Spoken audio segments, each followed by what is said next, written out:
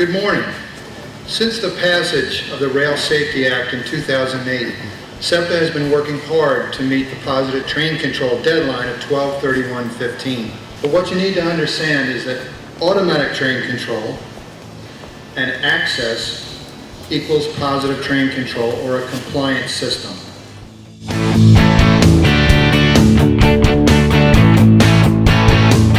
This is SEPTA's PTC Fraser test track. We've had it up and operating for a while. It basically shows that we have a proof of concept. Our very capable engineer is Steve Finnegan. He's been an engineer for 38 years. Our approach to PTC is working, and we're taking a train out of the yard now and towards the line to be able to show and simulate a couple situations that show how PTC works to enforce greater safety on our vehicles. Just around the curve up ahead are two devices in the track area. They're basically square devices called transponders, and that's what's utilized to turn on the system. We have a reader underneath the train, and it will pick up the transponders. And now if you go to the aspect display unit, you can see that PTC is just lit up. Now you have a maximum authorized speed on the top and your actual speed down below. The first test that we're simulating is coming up right away.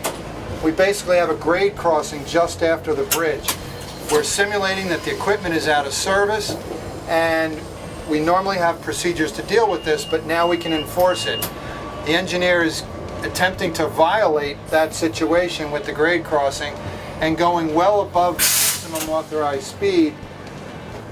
And now you can see that a penalty brake application was applied, and we were shut off and stopped well in advance of the grade crossing.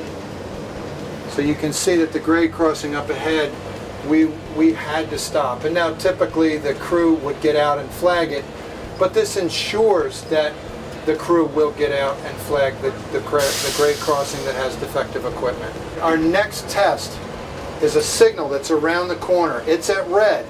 It's critically important that you stop at a red signal. What we're going to simulate is trying to not stop at that signal. You can see the maximum authorized speed is 16. The engineer's ahead of that, above that. You're hearing noise that there are alerts. We continue to stay above the speed that's allowed. The computer system is calculating everything, determines that the engineer could not stop in time unless we have immediately applied an emergency brake application. So that's what happened. The train stopped well in advance of the signal, and that's a very successful outcome.